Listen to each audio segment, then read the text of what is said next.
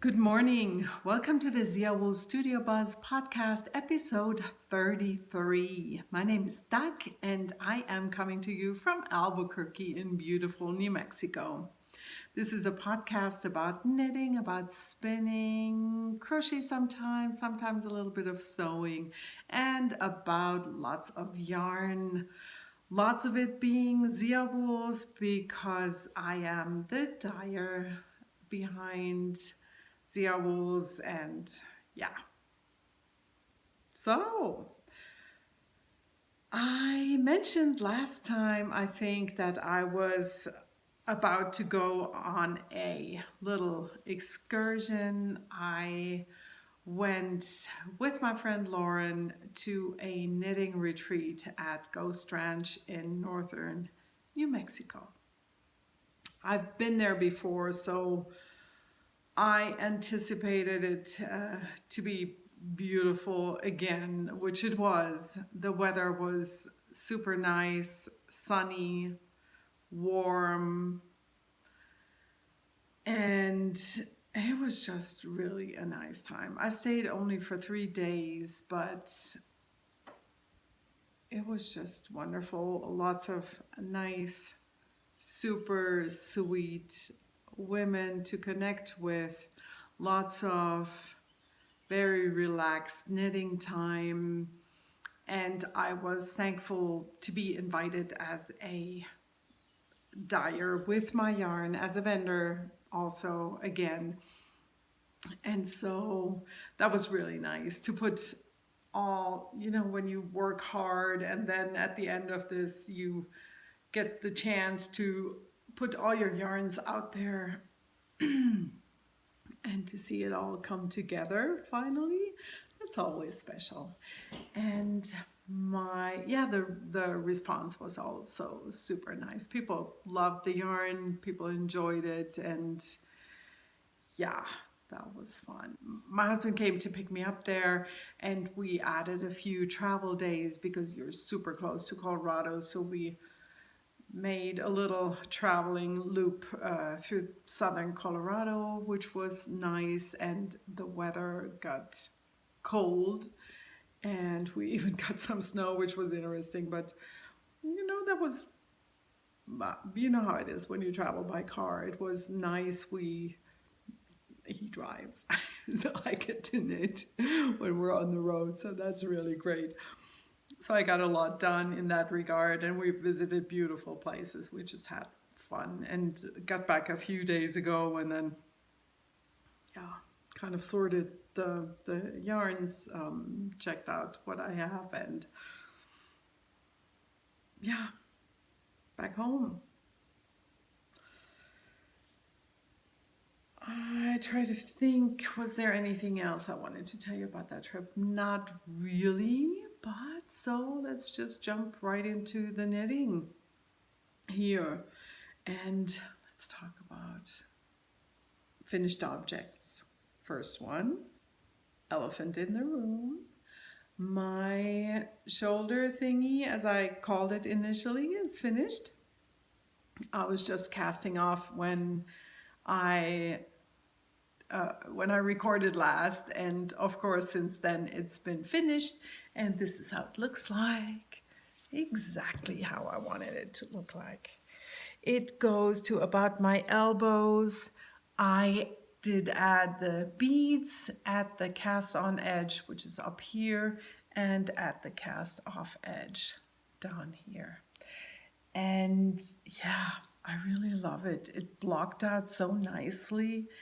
And I do have the pattern written up by now, and it will be published. I'm thinking it may take another 3 to 4 weeks because I've planned a real nice photo shoot with my daughter and with a dear friend of mine. And so I was thinking that because this is going to be called, the name of this is going to be Pino. And a friend, Melody, thank you, suggested to name it after something local. And Pino Trail is close to our house, not too far away. So I want to go there where there is a sign that says Pino, and that's what I thought where we do the photo shoot.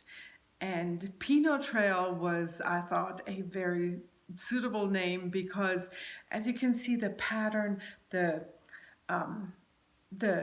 lace pattern is kind of zigzagging, and it's reminding me of a trail that goes up the mountain, and that's exactly what Pino Trail does. It zigzags up the hill, up our beautiful Sandia Mountains here.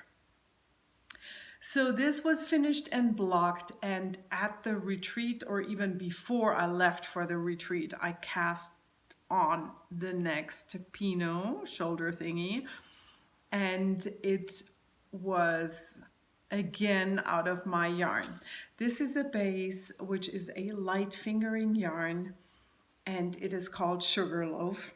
It once again has a yardage of about 560 yards. The Pino is knit with 5mm needles, and I apologize again, I don't know what that is in US. But before I left for the trip, that's where I was going with this, I started another one in orange, and I got that done while I was, no, I lie. I finished it after we got back home because I added the beaded cast off edge. So I didn't want to mess with the beads in the car and end up with beads all over my car. So this is my orange version.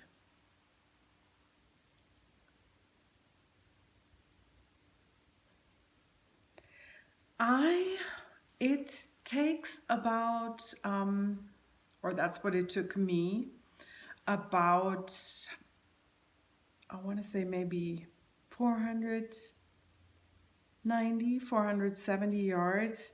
So I'm not so sure how this would be using, how this would turn out using kind of like more of the standard sock weight yarns, because some of those are 400 only. That's my Dreamcatcher base, the 2-ply yarn.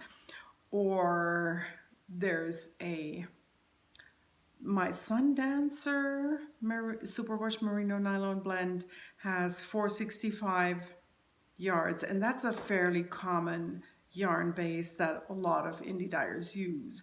So I have not had anybody try out that yarn, so I'm not sure how that would work. I'm a tight knitter, I've mentioned that before, so anybody who's looser than me may need even more yarn in terms of yardage than I did. So, but, well, I mean, we also have leftover yarns. You could even add the last pattern. I mean, if you don't want to use this yarn, the Sugarloaf, you could even add a matching color and just change the color in the last pattern repeat. I think that's an option. So I have a bunch of people making this right now, one of them being my dear friend Pam at the West Coast, and she loved hers. She did use Sugarloaf, and it turned out great for her. That's what she reported back. And if I remember that correctly, it was her first lace project. So she had no problems. So if you are thinking about a first lace project, I think I can say that this is a suitable one. And I mentioned it before that I recorded a little tutorial and put that up on YouTube about the stretchy beaded cast off. You can find that on my channel here on YouTube. And yeah, I just love these. I already have the next one lined up. The pattern right now looks like this. It has this picture that you may have seen. It's a, well, let me a real photo shoot. I mean, this is a okay picture, but not perfect. So we have a 4-page pattern. I crunched it a little bit so people don't have to print out too much. 2 pages of written out instructions, and the last page is the charted version for that. And it will be published for free on Ravelry.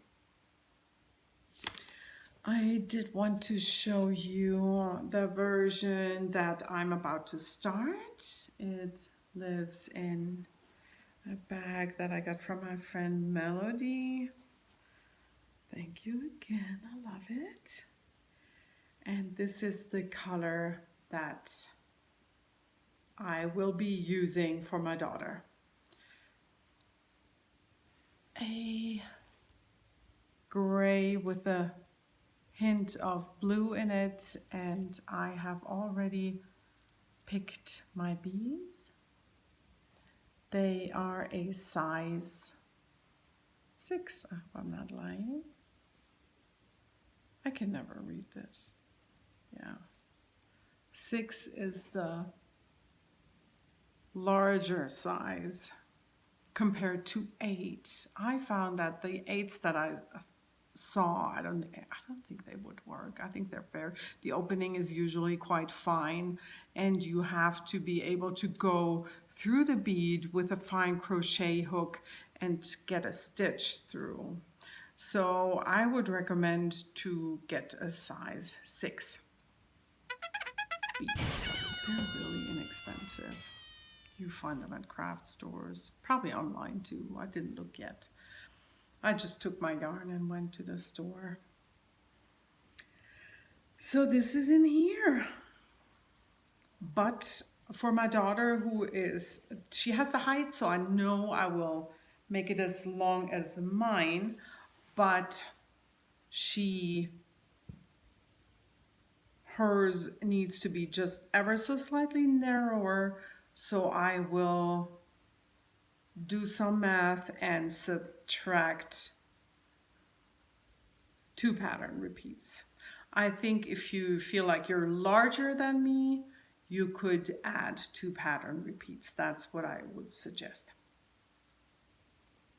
Pino, coming to Ravelry soon as a free pattern. I'm super excited.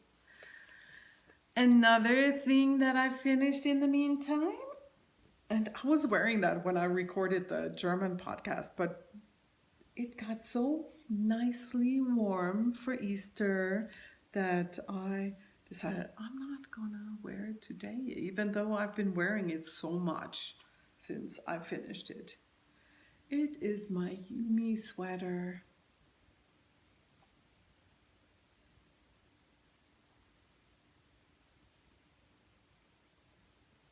This is a pattern by Isabel Kramer, and I've talked about this quite a bit. Beautifully written. Love how it turned out. I used a ZIAWOOLZ yarn called Breeze, spelled B-R-I-S-E, which I really love for garments. I made a cardigan 2 years ago, which I wear so much in the summer months. And this yarn has a 10% tencel content. I don't know if that's what does it, but my cardigan doesn't pill. I mean, you cannot tell how much I wear it. I think it's one of my most worn hand knitted garments, and it's great. That's why I decided on the same yarn for this sweater, and it just also wears really nicely. It's, I don't know, the tencel, the properties, maybe it's not super duper hot, which works well when you get hot flashes. And that's all I'm saying about that. So I've been, like I said, I've been wearing it a lot. I finished it and blocked it before I left for the retreat. Then, as I said, it got cold, and I think I wore it for days uninterrupted and just really enjoyed it. I think it's also just a nice color that I gravitate to because it's just a very happy color. It's a fingering weight yarn, I don't think I've said that yet. And the colorway is called Where is Willie? Yumi by Isabel Kramer. What's next? I also showed you the Hap baby blanket for my friends. The sweet little girl has been born by now, and her name is Matilda. She's in Germany. And this is how the Hap looks like blocked for little Matilda.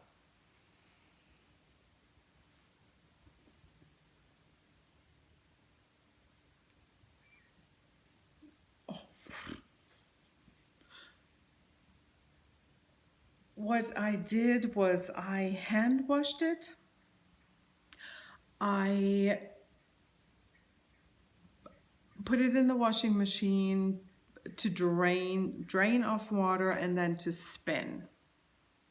And then I spread it out on the guest bedroom bed and took care of the lace tips here with blocking wire.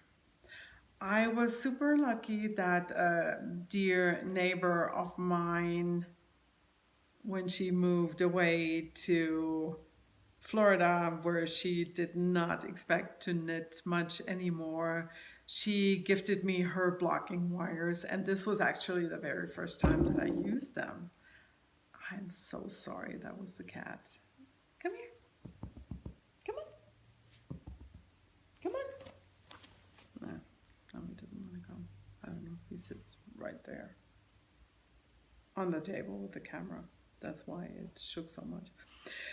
Where was I? Yes. So she gave me the blocking wires first time I used them, and it worked very well. I'm not quite sure how long they are. I think one wire maybe a yard. So that was because this measures more. I think one blocking wire went maybe to here, but then there's extras, extra long ones and extra short ones. So it was just fine. And then I fixed the blocking wires with the T-pins that it came with, and that was a very nice way of taking care of this. Hanselhap by Gudrun Johnston in Cormo yarn, undyed obviously, combined with hand-spun leftover yarn. I believe my yarn was a DK weight, as far as I remember, but I have talked about this in previous episodes. So if you're super interested and you've just joined me, there's plenty of information on other episodes. Yeah, since the baby was born, I thought about mailing it to Germany ever so briefly, but decided against it. It's just too precious. I mean, we're not even talking yarn cost, but also, I mean, the work that went into this. Can you imagine if this got lost in the mail? Oh my goodness. I would never forgive myself. Yeah, so I will bring it to Germany when we go this summer, and that will be early enough. In the meantime, I'm working on that hat for the baby, but there is a story I will show you in a minute. Yeah, the hat is, there's a problem. I'll show you. Yeah, but that is definitely something that I can send by mail. I mean, it really got lost. I grind my teeth and make another one, but the blanket, yeah. So let's just talk about that hat, since I've been talking about it already. Started talking about it. I put it in this bag. I think this was a Barbie bag of Fiona's, because it's kind of like, it's longer than a pencil pouch. Very suitable, isn't it? Also for Easter. No, look at this. It's a Japanese linen fabric. So what I did was I got gauge. I copied I got my gauge. I didn't do a gauge swatch because I used a shawl, my Lemmy K shawl that I had done with the same yarn. It's ZIAWOOLZ Hemes non-superwash merino. I think it's a 100% merino. I hope I'm not lying. And I made I knitted up a strip of fabric with my new knitting machine that I got for a steal at a thrift store. I talked about that, you may remember. Super exciting. So that's where I got my gauge from, and then I got some measurements from a book where it talks about babies. And I started the hat. And I wanted to start the hat while I was traveling, and then I realized I only brought the needle size that I wanted to use and not a needle size smaller for the ribbing, which I usually do when I do a hat. I go down a needle size for the ribbing, or I go up after the ribbing, whichever you want to look at it. And so I started it when I was at home, and of course it's a very quick knit, so I'm at the yellow already. But I believe that I started this 3 times. I went down with the needle size, all together, used smaller needles than I had initially thought I would. But then I thought, oh, this looks so tiny. It's going to be too small for the baby. But look at this, now that I'm a little bit in. Goodness, this almost fits me. This is like a baby sweater. What am I thinking? And then I was talking, I'm all together, excuse me, all together, I just have to think this over again. I just haven't taken the time yet, because think hat, think rainbow colors, and then because I wanted to use all the yarn, how long of a hat is that going to be? That's especially since I'm going to decrease, and it's going to be way too long, way too much fabric. So what I'm thinking right now is that I will measure this, hold it up to the little sleeveless pullover that I showed you a few episodes ago, one that my mother made for our daughter when she was tiny. And so I'm gonna compare the measurements with that, and I may frog this and make it just ever so slightly larger. I think it just needs an inch, and then it's a pullover for a baby. And certainly not a hat. So I think that's really what I'm going to do. And I'm going to make it up. That's no big deal. That's so little. So, it doesn't matter if you got to frog it a couple of times. And now I have a nice big gauge swatch. What else is on the needles? I have started something else. You may remember that I have dyed all the pink yarns, thinking of this little baby. And one of them being a one-of-a-kind ROADRUNNER, ZIAWOOLZ ROADRUNNER. And with these, this is such a nice baby color. It has a very tiny, random neon pink speckles. Super soft yarn. And what I did is I have started a cardigan for the baby. I made that same style of cardigan a few years ago for some other friend's baby. and loved how that turned out. And what I did was I used a seed stitch for a little collar that folds over, and also for the button band, and I knitted it top down. I have started this and it's so adorable already.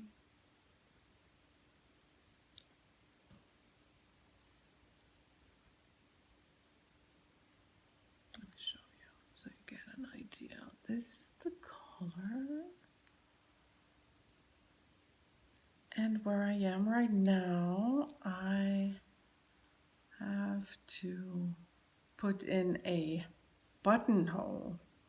I had done that already by knitting 2 together and then in the next round casting on over that spot, and I did not like how it looked like.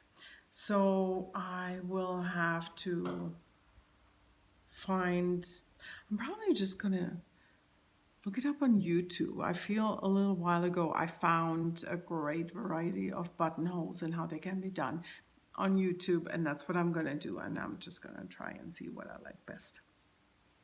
But the yarn is so pretty and so soft.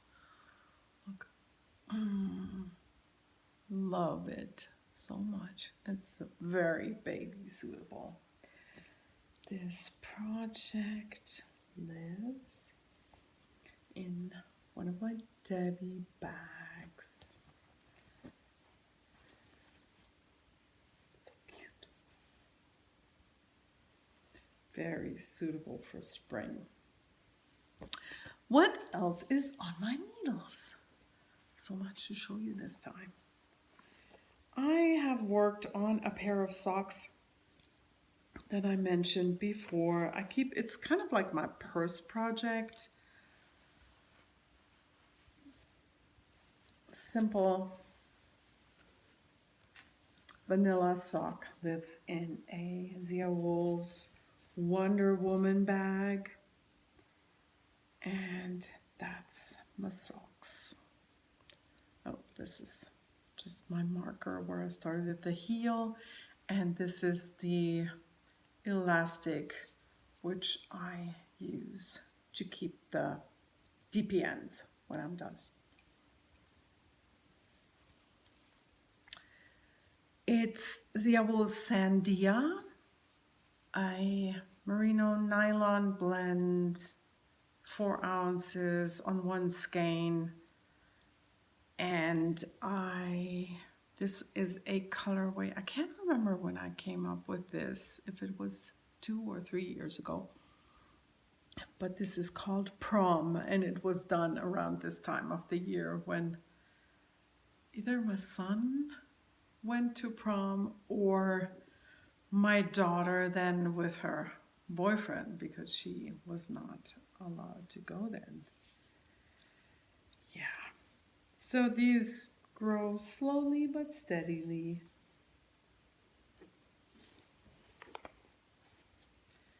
What else?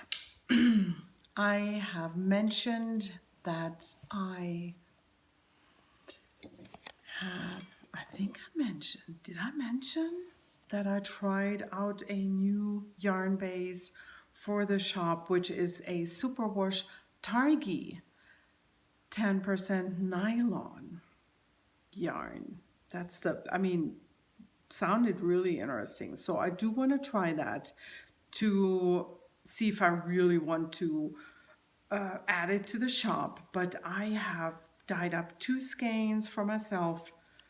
I wasn't sure which colorway I wanted to do. One of them was Shipwreck, a minty, lightly speckled with some rusty brown speckles. Shipwreck. So I decided on Shipwreck. I did not cast on because I knitted a lot of other stuff on the road. And that was the other colorway. I thought I'd show you again. This new colorway is called Coyotes Climb Trees. Yep, I know for a fact. Love love it. And by the way, I have drawn the winners for the Knit Along, the 2+ Shawl Cal 2019 Knit Along that I was hosting with a German podcaster friend. And I did draw the winners while I recorded the German podcast. But stay tuned, I will announce those at the end of this episode, and one winner will get either that skein of the Coyotes Climb Trees for socks or something else. I mean, I will let her pick. So what else? This is not the end, friends. So another thing is, you may remember that, where's the skein? Where did the skein go, Ike? My cat is right next to me. Oh, here's the skein. You may recall that I got this in San Francisco when we were on our college visits. Scout yarn that I found at a Verb for keeping warm in Berkeley when we were in San Francisco. And I picked a pattern, and my project, if it ever goes into a bag, this is what it lives in. ZIAWOOLZ, a very deserty on one side, very springy on the other side project bag. And what I picked is this. The Cumulus Blouse by Petite Knit. I was in the mood for a V-neck. I had a bunch of patterns that where I compared my gauge. Yes, I did a gauge swatch, which was not stamp sized. Look at me, I'm getting better at this. Yeah, I chose the needle size that gave me the fabric that I preferred. Of course, I don't remember which one it was, this one or that one. But I usually don't like my fabric to be too wide open, so I don't know. Can't recall. But I ended up using 5mm needles. I have started, and I will tell you a few things about this. I have split the sleeves off, as you can see. Boy, it's really all about the minty green, right?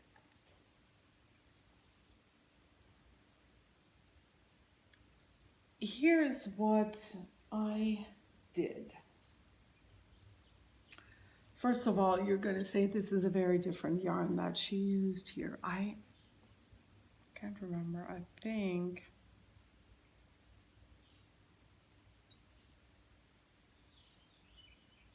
oh no, she said, oh yes, she's holding double all her yarns that she suggests here.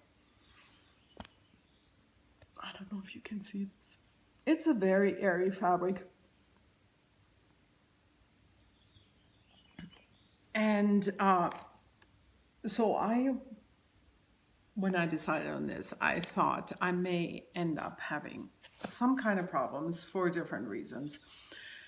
When I looked at the finished projects on Ravelry, I thought that I saw that usually the sleeves were quite baggy and kind of pulled together tightly in the front.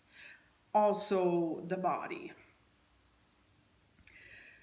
I thought that I would not like my sleeves to be wide up here, because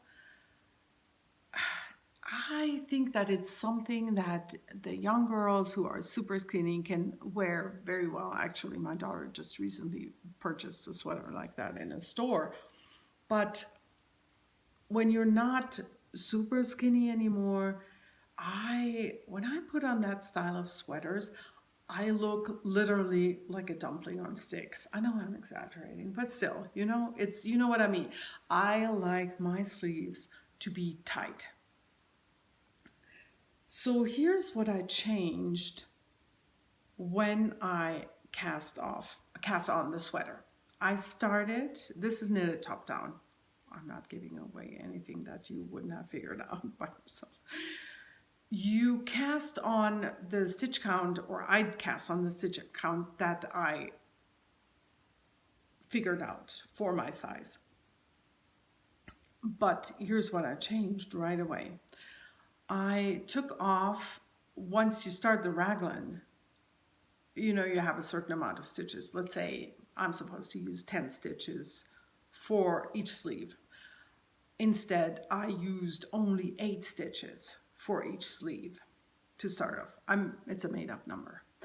And so I took 2 stitches away from each sleeve and added them to the back, to the stitches for the back. And so I thought that way I'm already at a lesser stitch count for my sleeves. As I was coming down here, at the point where I was done with the V-neck, I thought, wow, this seems big.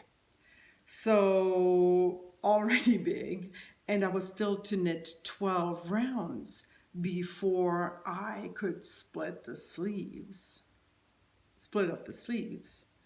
And so what I did was I put it on long needles. I put it over, and as I thought, where I was then was plenty fine in terms of width and everything, where I thought, oh, I don't want it any lower, because I do not want my fabric being down to here. I also took away 2 stitches from the cast on under the arm. And so again, I'm going to have less stitches for the sleeves in that regard too, and a little bit less for the body too. But I knew I had a great width for the body already. You can't tell, you will eventually. So this is a very pleasant yarn to work with, by the way. Yeah. Okay, and this is where I am right now. It's a nice knit. I love working with the yarn. I love the color. It has a slight variation with hints of lighter and slightly darker colors. I mean, it's really beautiful. Scout by, of course I can't read, Cowborn? Goodness, reading glasses are always helpful.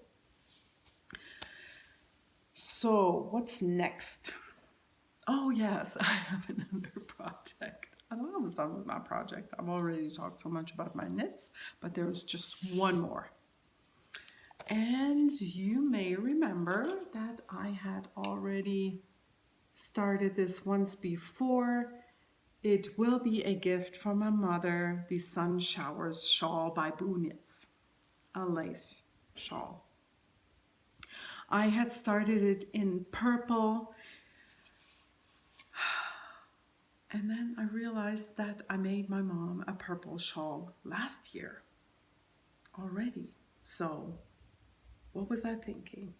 And she had seen a strong green and said, oh, that's a beautiful green. And so I decided finally on the green yarn for the starting over. And this is ZIAWOOLZ Desert Willow. It is a 100% merino yarn, merino lace yarn, which at some point was blue. I didn't like it.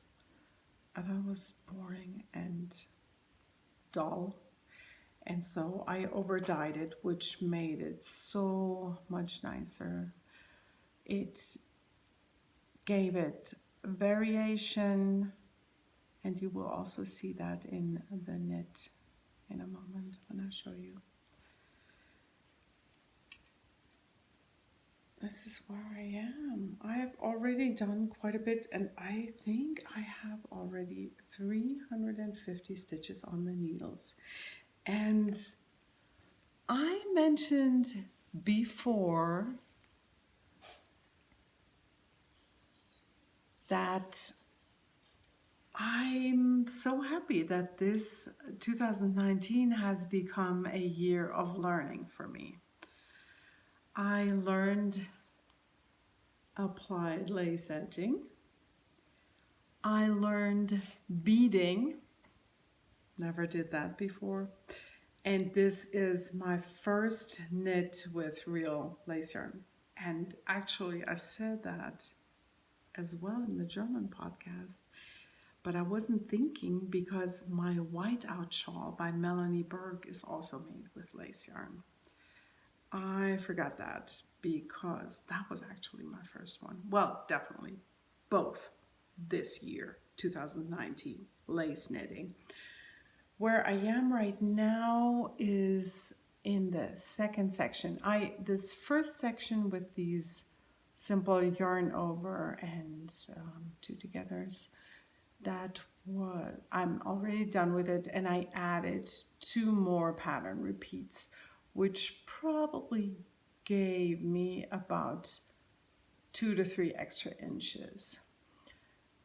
And now I'm at the next section, and I don't know if there's like 2 or 3 more sections. Yeah, and I am not taking any risks. I find it super helpful to mark every single pattern repeat with a stitch marker, and that way I can easily find mistakes when they have happened. I have occasionally forgotten yarn overs, and that's really easy to figure out. And in fact, I do not knit back.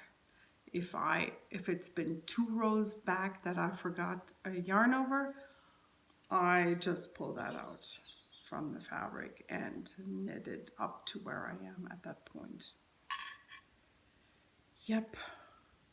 Sun Showers by Boo Knits in ZIAWOOLZ Desert Willow, which has, by the way, I don't think I said that, about 1,250 yards. So a super generous yardage. I hope I'm going to be using that up. Lots of this. I mean, I've dyed lace yarns for a few years because the yarn store wanted them, but I didn't think I'd ever knit with lace yarn, and I'm enjoying it so much. It just takes up a lot of time for just one skein of yarn, as you can imagine. And as someone who wants to knit with all the yarns, that's sometimes hard to calm yourself, to slow down.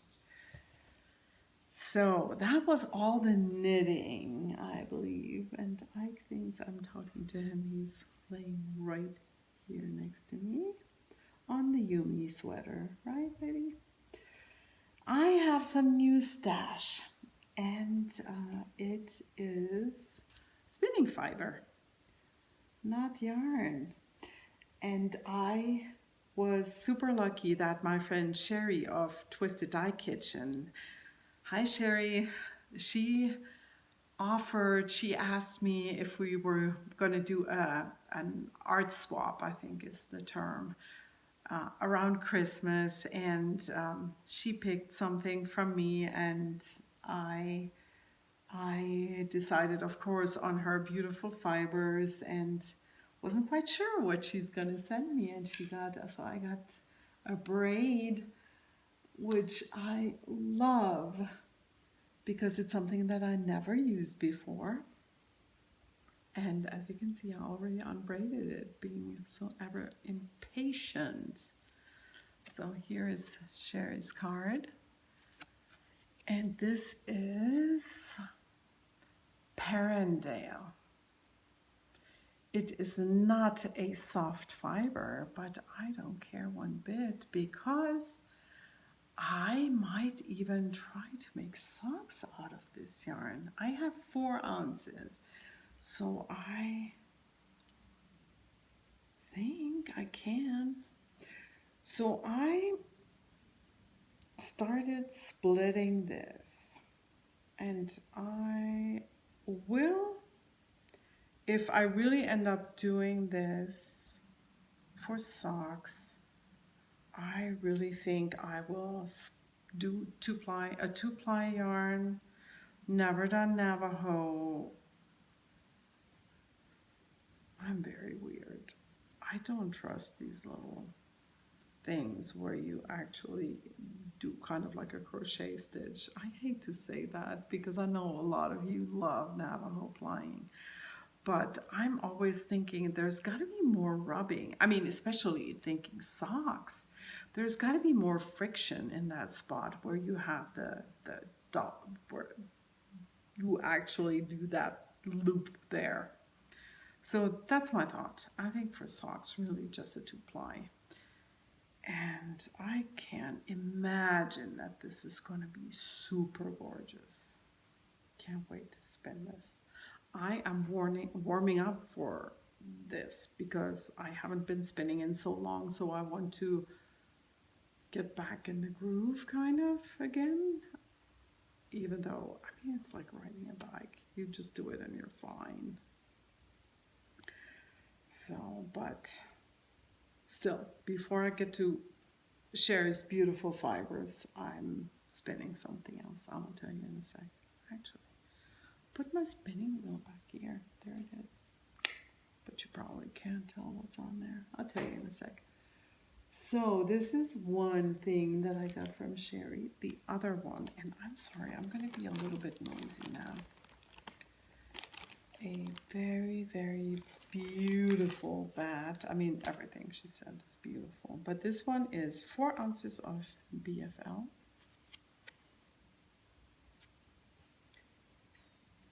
And this is how this looks like. You have no idea how soft this is. This is incredibly buttery. Like, I don't even know. I could wear an undergarment made with this.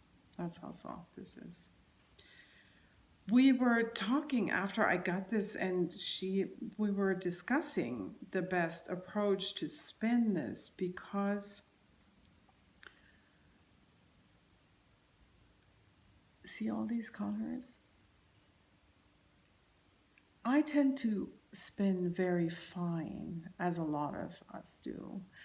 So this could very easily just turn brown when you put it all together and not show the beauty of all the different colors. So when I start spinning this, I will have to decide if I just split very fine strips where I conserve individual colors a little bit more. Like, for example, look at this. I'm going to show you. Like here, especially, for example, where I have this green. So that would be fine, like having one purple going together in a 2-ply with that green. But yeah, another option would of course be spinning from the fold, but that would be something that you'd have to try also. Gotta decide. I'll report back when I'm on this. Super excited about this. So that's also 4 ounces. And last one was this beauty. Oh, I love it so much. It has, I will read to you so I don't forget anything. 18 micron merino, cashmere, tussa silk, and a hint of Angelina. Look at that. Pink and orange, hints of yellow, various shades of pink. Totally my jam. Sherry has known me for a while, Obviously, she knows what I love. Thank you, Sherry. I can't say it enough. I've already thanked her, of course, but yeah. 8 ounces. So I have 2 of these bumps, so I can really figure out something very special and nice with this yarn.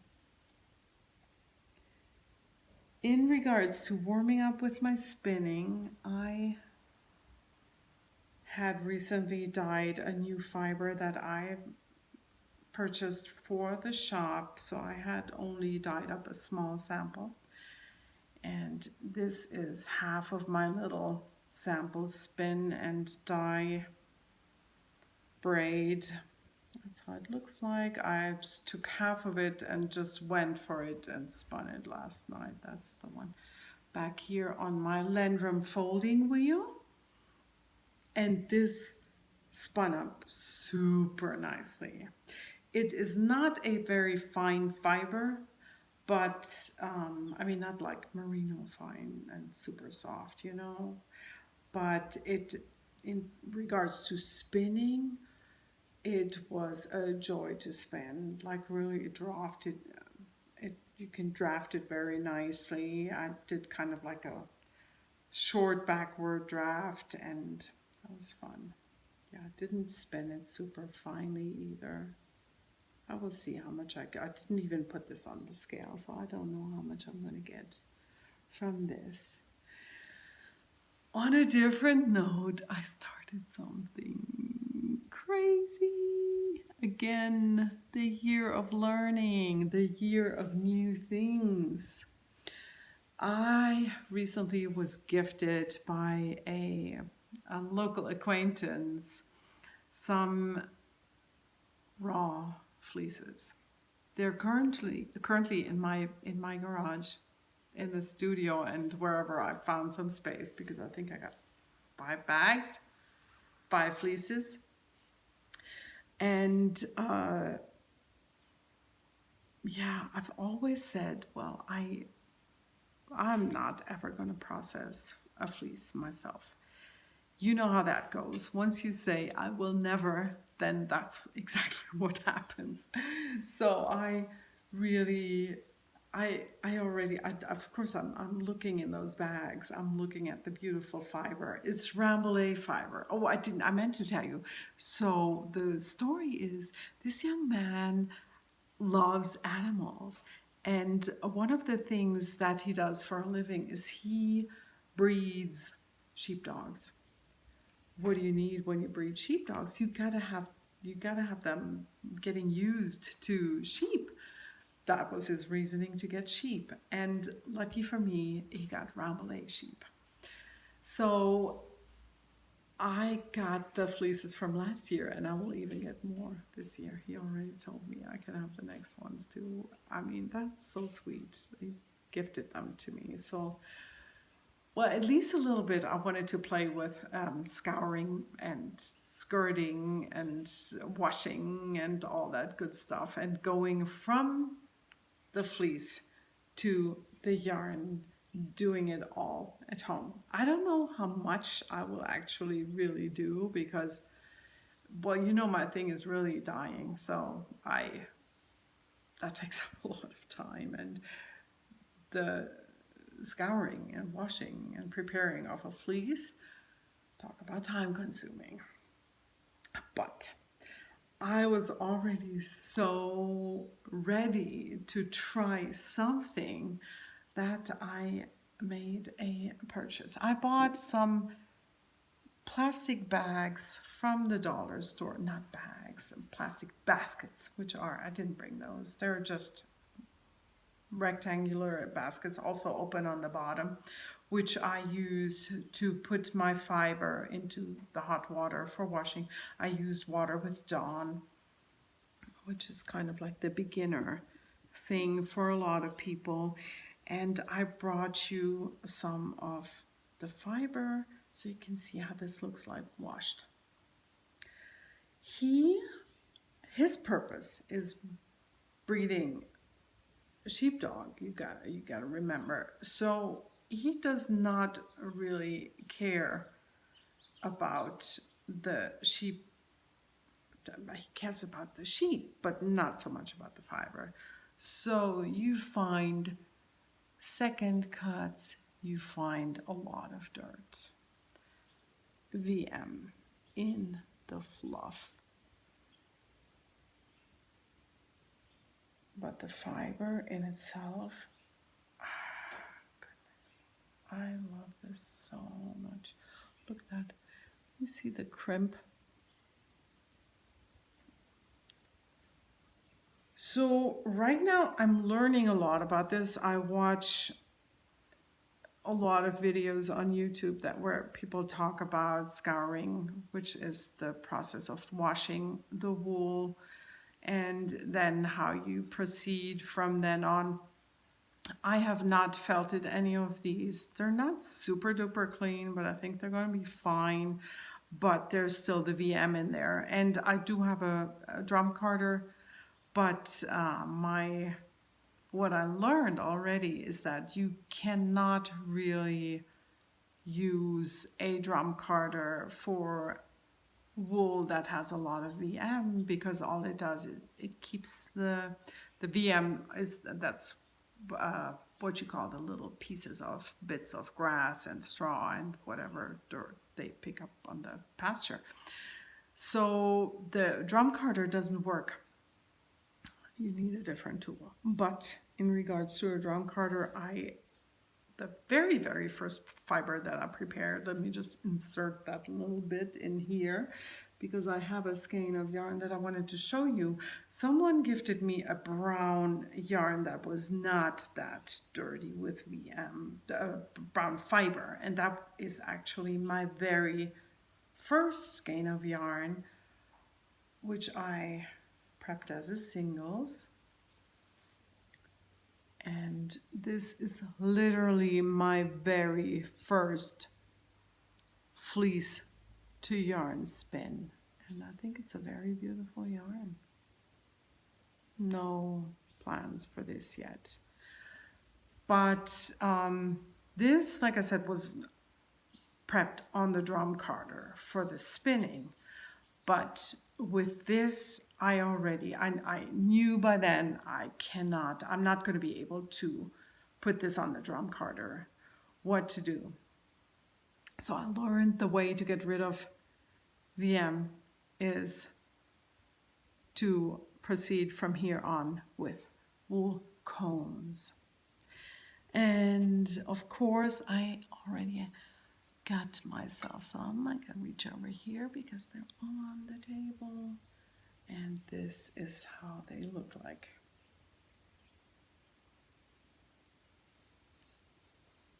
I got the Valkyrie extra fine ones.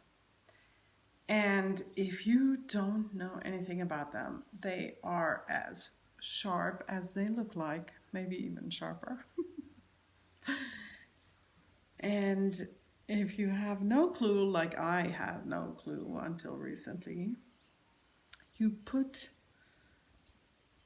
the locks, and I'm not doing this in the house because it's a brutal mess, because all the dirt falls out, whatever is still in there. But you put it on your combs like this. I'm not the expert, okay? If you really want to know more, Google wool combs. Or, look it up on YouTube. And then you comb it like this. And you're getting these white clouds.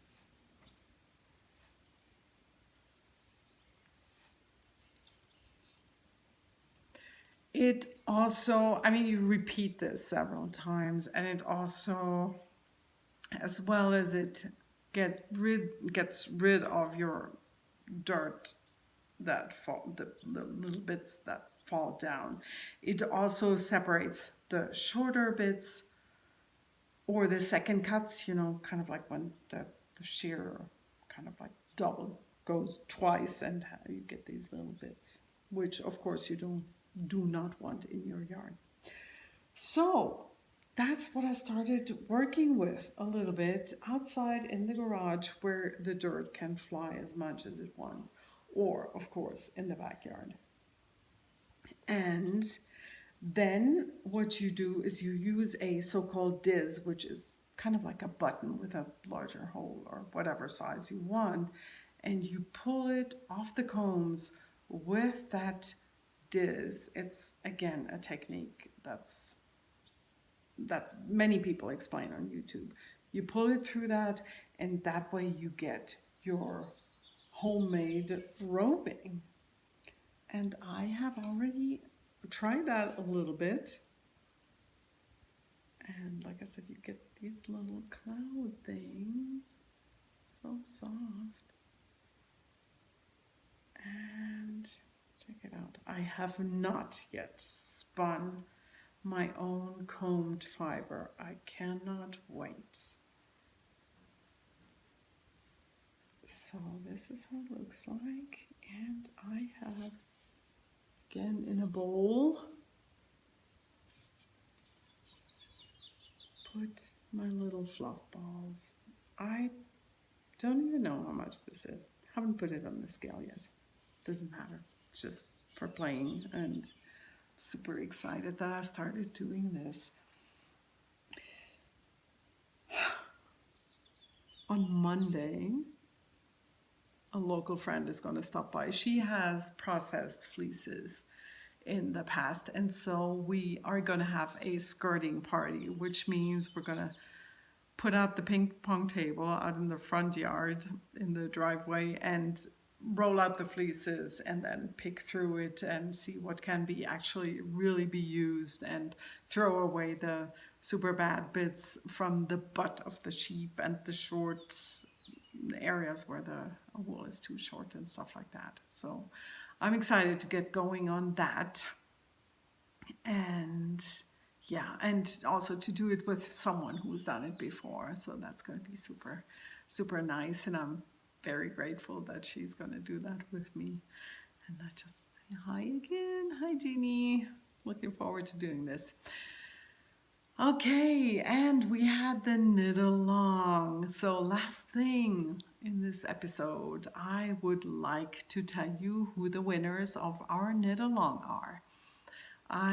Like I said, I drew the winners live on the German podcast episode with the random number generator, and the winner of the finished object thread was a woman from Germany, Antje, who entered with her Love You Baby shawl, beautiful shawl. I mean, everybody who submitted their work made a beautiful shawl. And so I'm already communicating with her to see what she wants. And then I have the English, the winner of the chatter thread is, it's me, Eileen. And it made me so happy because Eileen and I had the chance to meet in person last year at the Taos Wool Festival. That's why I was super excited when I drew her name, or when it popped up as a. So she was quite active in the chatter thread. So Eileen, when you see this, please get in touch with me. Either send me a message on Instagram or on Ravelry so we can figure out what you would like as a win. I had thought that I could send you either this skein, the Coyotes Climb Trees, the new, that base, that Targi base that I'm testing, which I'm thinking is really a sock yarn. So it depends a little bit on you. And I also give you the option of the Pino pattern and a matching skein of yarn. Let me show you a few that I have. The Pino is not for reaching out. Okay, so this is one, a neutral gray. Here is Fresh Ore Glacier. Road to Golden, and Golden, by the way, is a town over the mountain where the beautiful scenic route goes by. Golden is, I think you can call it a ghost town. Correct me if I'm wrong. Few people live there, but not many. This is Boomtown. It is more variegated than the others. I think it has more colors in it, but I think it would still work for the Pino. Then I have this bright green, A Very Hungry Caterpillar is the name. That's a new one. That's also a fairly new colorway. It's called Wave. And then there is, of course, A Saturday with Mel.